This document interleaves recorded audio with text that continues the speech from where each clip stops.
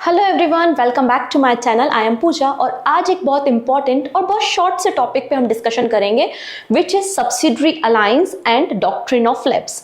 मतलब सहायक संधि क्या है और हड़प की नीति क्या है और क्या इसके प्रोविजन है, कौन इसको लेकर आया।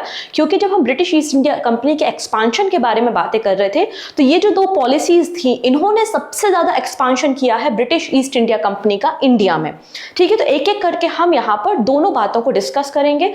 एक्चुअली ये पार्ट है आपके इंपेरियलिस्ट पॉलिसी, जो साम्राज्यवादी नीति थी ब्रिटिश ईस्ट इंडिया कंपनी की कि किस तरीके से अपने एम्पायर को एक्सपांड किया जाए। उसी के अंदर आपको तीन पॉलिसीज देखने को मिलेंगी। पहला है सब्सिडरी अलायंस, लॉर्ड वेलीजेली ने इसको लॉन्च किया था। सेकेंड है डॉक्ट्रिन ऑफ लेब्स, जिसको हम हड़प की नीति कहते हैं, डलहौजी लेकर आए थे। और थर्ड नंबर पे आपको पॉलिसी ऑफ रिंग फेंच देखने को मिलती है, जो वॉरेन हेस्टिंग लेकर आए थे। ठीक है, पहले हम यहाँ पे जो सबसे कम इंपॉर्टेंट है पॉलिसी ऑफ रिंग फेंच, इसको डिस्कस करते हैं, बाद में इन दोनों को हम डिटेल में डिस्कस करेंगे। तो पॉलिसी ऑफ रिंग फेंच क्या है, इसको सिंपल ऐसे समझिए, अगर ये मेरी टेरिटरी है और जब वॉरेन हेस्टिंग का समय था या जो ब्रिटिश ईस्ट इंडिया कंपनी का समय था, उस समय जो सबसे पावरफुल रूलर्स थे वो मैसूर किंगडम था, आपके मराठास थे, ये बहुत पावरफुल रूलर थे। इनसे तो अंग्रेज भी डरते थे और बहुत मुश्किल से इनको हरा पाए हैं अलग अलग बैटल्स में। करेक्ट। तो यहां पर मान लेते हैं ब्रिटिश टेरिटरी है और ब्रिटिश टेरिटरी के बाद ये आपका मान लेते हैं मैसूर का एरिया है या मराठा किंगडम है। तो अगर ब्रिटिशर्स बिल्कुल नहीं चाहते थे कि मराठा या फिर मैसूर या उनके जो एनिमीज हैं उनकी बाउंड्री हमसे टच हो, तो बीच में हमें कुछ ना कुछ क्या करना पड़ेगा, एक बफर स्टेट रखना पड़ेगा। बफर स्टेट रखने से फायदा ये होगा कि डायरेक्टली कभी भी हम पे अटैक नहीं करेंगे, और अगर अटैक होगा भी तो बफर स्टेट के थ्रू होगा, तो हम बेसिकली इनको हैंडल कर लेंगे। ठीक है, यहां पर इसलिए इन्होंने बफर स्टेट को रखा। और बफर स्टेट में क्या करते थे, अपनी सेना को रखते थे, अपनी आर्मी को रखते थे, तो जिससे इनका एक आर्मी बेस भी रेडी हो रहा था। तो मान लेते हैं ये मेरी टेरिटरी है या ब्रिटिशर्स की टेरिटरी है और उसके चारों तरफ मैंने कुछ बफर स्टेट्स बना लिए हैं। बफर स्टेट बना लिए हैं मतलब मेरा कोई भी डायरेक्ट कॉन्टेक्ट मेरे एनिमीज से नहीं है, मतलब मराठास या मैसूर किंगडम या दूसरे जो इंपॉर्टेंट रूलर्स हैं उनसे नहीं है। तो इस तरीके से ब्रिटिशर्स ने ये बफर स्टेट बनाने का काम किया और इसे ही हम पॉलिसी ऑफ रिंग फेंच कहते हैं। बफर स्टेट का फायदा ये होता था, यहां पर वो अपनी सेना रखते थे, वो भी उस पर्टिकुलर स्टेट के खर्चे पे। तो आपकी सेना भी रेडी है और वो भी हमें खर्चा भी नहीं करना पड़ रहा है। जैसे कि एग्जांपल की बात करते हैं अवध, तो अवध को भी एज अ बफर स्टेट ही ट्रीट किया था रॉबर्ट क्लाइव ने। अगर आपको याद होगा कि रॉबर्ट क्लाइव ने जब बैटल ऑफ बक्सर जीता था, मतलब बैटल ऑफ बक्सर के बाद जब इलाहाबाद की संधि हुई थी, तो इलाहाबाद की संधि में बफर स्टेट की तरह काम किया था। कहां पर, आपके अवध के एरिया में। तो अवध के एरिया को एनेक्स नहीं किया था, वहां पे अपनी आर्मी रखी थी, जिससे हम डायरेक्टली कॉन्टेक्ट में ना आए किसी दूसरी टेरिटरी के। ठीक है, जैसे कि बाद में कौन थे, जैसे कि ब्रिटिशर्स का अवध यहाँ पर हो गया जो कि बफर स्टेट, और यहाँ पे नेपालीज थे।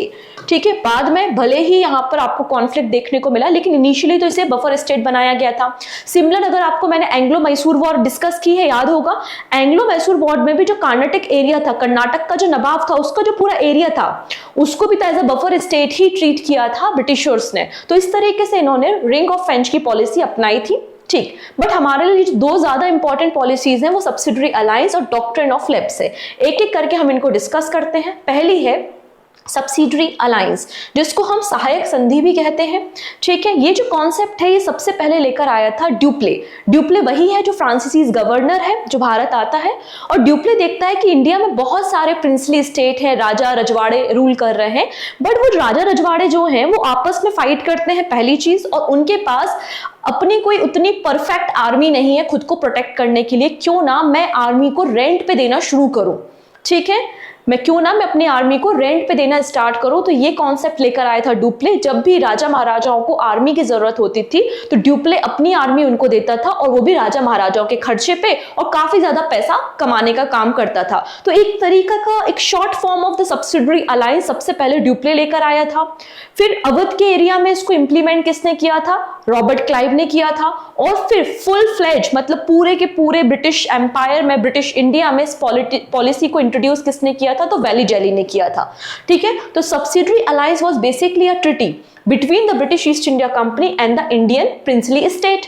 क्या थे ये, इसमें जो इंडियन किंगडम थे उसमें वो अगर सब्सिडरी अलायंस को साइन करते थे तो उसमें आपको ब्रिटिश आर्मी को रखना पड़ता था, और ब्रिटिश आर्मी का जो भी खर्चा था, उनकी जो भी मेंटेनेंस थे, वो उस पर्टिकुलर किंगडम को देने होते थे।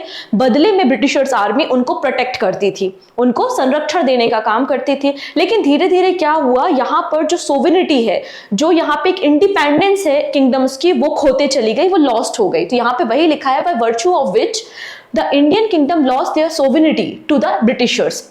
तो it also was a major process that led to building of British Empire in India. तो ये एक बहुत ही इंपॉर्टेंट पॉलिसी बताई जाती है जिसके कारण ब्रिटिश ईस्ट इंडिया कंपनी ने एक्सपांशन किया था इंडिया में, और इसका फ्रेमवर्क तैयार किया था लॉर्ड वेलीजेली ने, जो गवर्नर थे, गवर्नर जनरल ऑफ इंडिया थे। कब? 1798 से लेकर 1805 के बीच में। बट पहली टाइम इसको एक शॉर्ट टर्म बेसिस पे, रेंटल बेसिस पे कौन लेकर आया था? तो फ्रेंच फ्रांसीसीज गवर्नर ड्यूप्लेस को लेकर आए थे। और जब बैटल ऑफ बक्सर हो गया था, उसके बाद अवध का जो नवाब था, उसके साथ भी रॉबर्ट क्लाइव ने एक तरीके की सब्सिडरी अलायंस को ही साइन किया था, आप बोल सकते हैं। इसको वो टर्म हम नहीं देंगे, लेकिन काइंड ऑफ वही था, जहां पर अपनी सेना को अवध में रखा था, ठीक है। लेकिन फुल फ्लेज कौन लेकर आया? तो लॉर्ड वेलीजेली इसको लेकर आया था। अब क्या फीचर थे सब्सिडरी अलायंस के, हम एक एक करके देखते हैं। तो पहला फीचर है, an Indian ruler entering into the subsidiary alliance with the British has to dissolve his own army. अपनी खुद की आर्म फोर्स को डिसॉल्व करना होगा, जिसके कारण क्या होता था, प्रिंसली स्टेट में एक अनएम्प्लॉयमेंट, बेरोजगारी की समस्या भी पैदा हो जाती थी। पहली चीज तो आपको हमारी फोर्सेस रखनी होगी और अपनी फोर्सेस को डिसॉल्व करना होगा, ठीक है। पहली कंडीशन तो ये थी। दूसरी कंडीशन थी, जो आपको ब्रिटिश आर्मी रखी है आपने, उसको आपको पे करना होगा, उसका मेंटेनेंस प्रिंसली स्टेट देगा। He also had to pay for the British army's maintenance. If he failed to make the payment, और अगर वो ब्रिटिश आर्मी को प्रॉपरली मेंटेन नहीं कर पाते हैं, पेमेंट नहीं कर पाते हैं टाइमली, तो एक बहुत बड़ी टेरिटरी एनेक्स कर लेते थे ब्रिटिशर्स, ठीक है, अंडर दिस।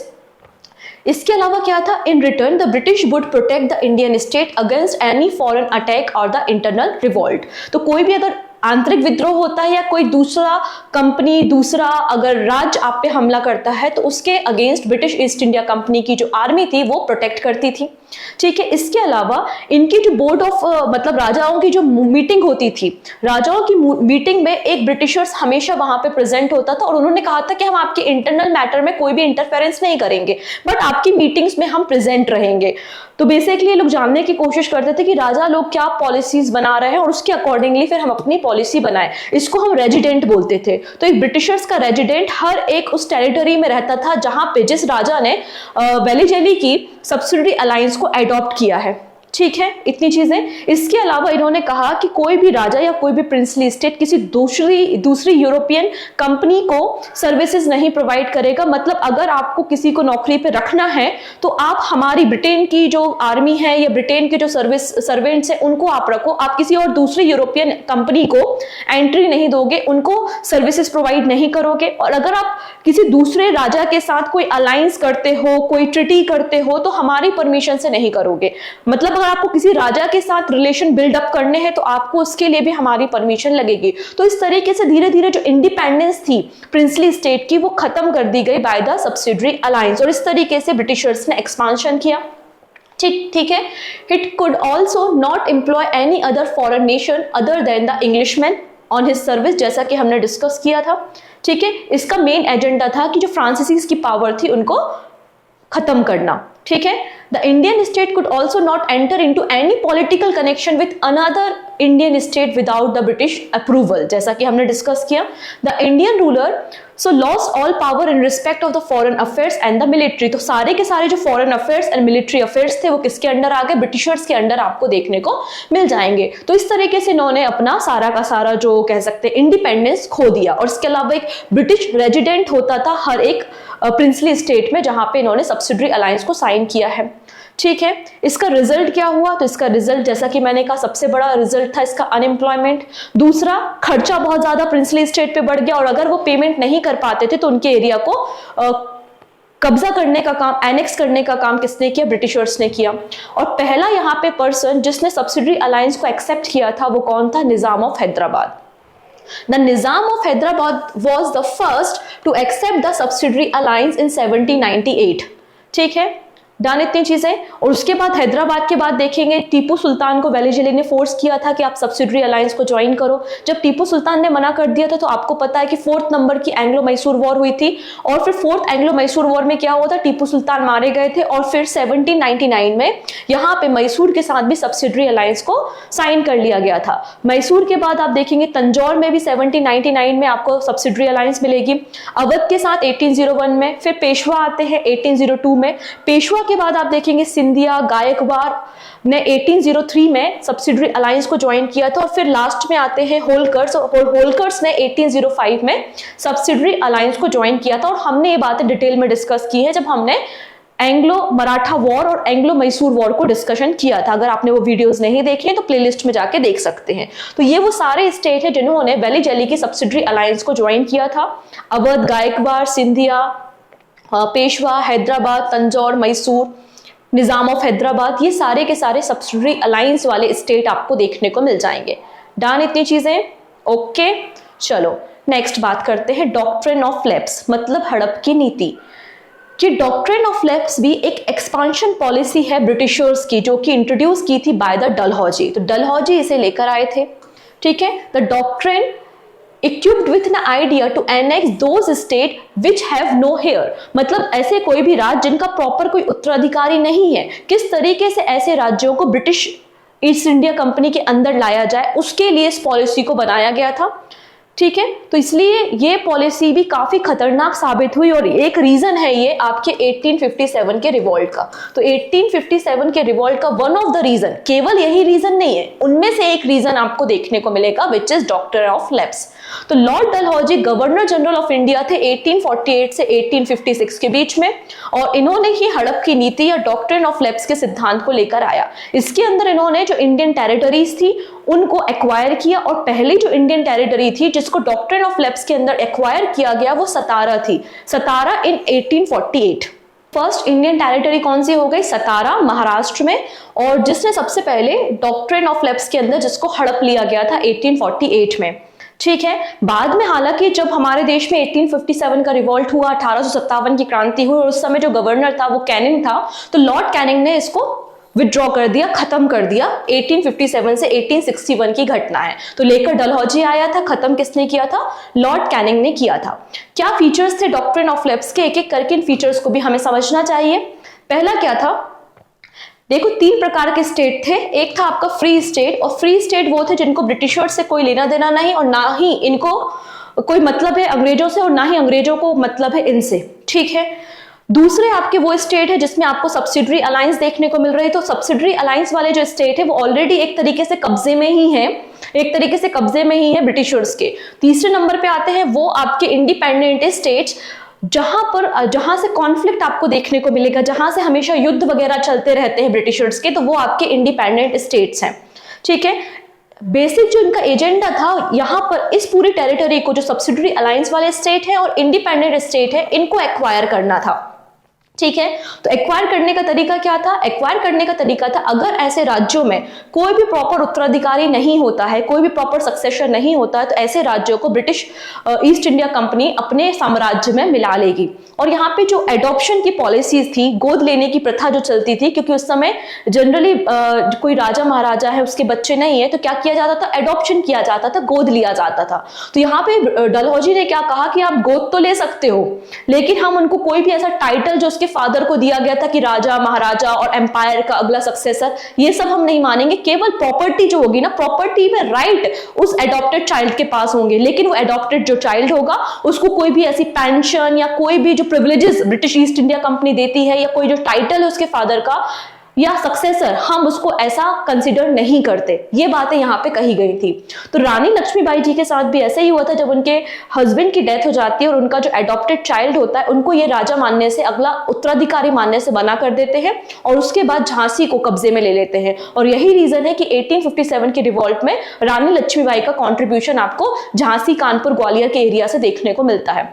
सिमिलर अगर हम बात करते हैं नाना साहेब के बारे में, और नाना साहेब भी आपको पता है एडॉप्टेड चाइल्ड होते हैं, तो जब ये डॉक्ट्रिन ऑफ लैप्स को लेकर आया गया तो बोल दिया कि हम आपको अगला पेशवा मानते ही नहीं है, क्योंकि आप तो गोद लिए हुए बच्चे हो, आपको पेंशन भी नहीं देंगे, क्योंकि हमने तो कहा है कि यहाँ पे कोई भी ऐसे प्रिविलेजेस नहीं दिए जाएंगे, अगर आप एडॉप्टेड चाइल्ड हो तो उनको पेंशन देना बंद कर देते हैं। और यही रीजन है कि नाना साहेब भी भड़क जाते हैं और 1857 के रिवॉल्ट में कॉन्ट्रीब्यूट करते हैं। एक्चुअली हम अगले जो वीडियो में 1857 के रिवॉल्ट को देखेंगे ना, तो आप समझ पाओगे कि क्या रीजन था इसके फेल होने का। ठीक है, तो उनमें से रीजंस हम बाद में डिस्कस करेंगे। ठीक है, if the ruler die before adopting a successor, one of his widow could adopt any heir और any child who would immediately accede to the throne. ये पहले एक पॉलिसी चलती थी कि कोई भी राजा महाराजा है, उसकी डेथ हो गई है, तो उसकी जो विडो होती थी वो किसी बच्चे को अडॉप्ट कर लेती थी, और जो अडॉप्टेड चाइल्ड होता था उसका उसके फैमिली के साथ कोई भी कनेक्शन नहीं होता था, और वो अगला राजा बन जाता था। ठीक है, लेकिन इस पॉलिसी को खत्म कर दिया गया। According to the doctrine, any princely state under the direct or indirect control of East India Company, should the ruler not produce a legal male heir, would be annexed by the company. तो ऐसे area को company acquire कर लेगी, अपने कब्जे में ले लेगी। जो एडॉप्टेड सन होगा उसको कोई भी सक्सेसर राइट नहीं दिए जाएंगे, केवल उसको प्रॉपर्टी में हिस्सा दिया जाएगा। ये बात भी यहाँ पर मेंशन की थी। The adopted son would also not be entitled to any pension that his father had been receiving or any title of his father. ऐसे कोई भी टाइटल जैसे कि राजा, महाराजा, अधिराजा का टाइटल है ना, वो सब टाइटल नहीं दिए जाएंगे। ठीक है, जिसके कारण एक बहुत बड़े पोर्शन में ब्रिटिशर्स ने कब्जा कर लिया। ठीक है, अब आप देख सकते हैं डॉक्ट्रिन ऑफ लैप्स के अंदर कौन कौन से स्टेट्स को अडॉप्ट किया गया। पहला है state of Satara in 1848, next है जयपुर, देन संभलपुर इन 1849, ये जैतपुर है actually, Jaitpur and Sambalpur in 1849, Baghat, Udaipur, Jhansi and Nagpur, ये वो पूरे एरिया है जिनको एनेक्स कर लिया गया था under the doctrine of lapse. ठीक है, डन इतनी चीजें। ओके, फिर डॉक्ट्रिन ऑफ लैप्स से जब सभी लोग बहुत परेशान हो गए, इसकी बहुत एग्रेसिव पॉलिसी थे, तो आप देखेंगे सुरेन साई जो कि उड़ीसा से थे, उन्होंने यहाँ पे रिवोल्ट कर दिया, विद्रोह कर दिया again the doctrine of lapse. Done, तो आप यहाँ पे मैप में भी देख सकते हो, अवध, जैतपुर, झांसी, उदयपुर, नागपुर, पहला स्टेट आपका सतारा इन 1848, भगत, ये जो कुछ एरिया है ये डॉक्ट्रिन ऑफ लैप्स के अंदर एनेक्स किए गए थे बाय द ब्रिटिशर्स।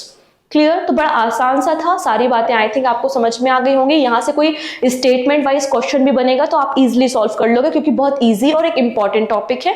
लास्ट में ये 2 क्वेश्चन है, इन दोनों क्वेश्चंस के आंसर आप मुझे कमेंट सेक्शन में दोगे। ठीक है, सो मिलते हैं हम नेक्स्ट वीडियो में। और हाँ, पीडीएफ के लिए आप मेरा टेलीग्राम ज्वाइन कर लीजिएगा, पूजा जैन CA 247, तो इजीली वहां से आप पीडीएफ डाउनलोड कर पाएंगे और नोट्स भी बना पाएंगे। So take care and bye bye.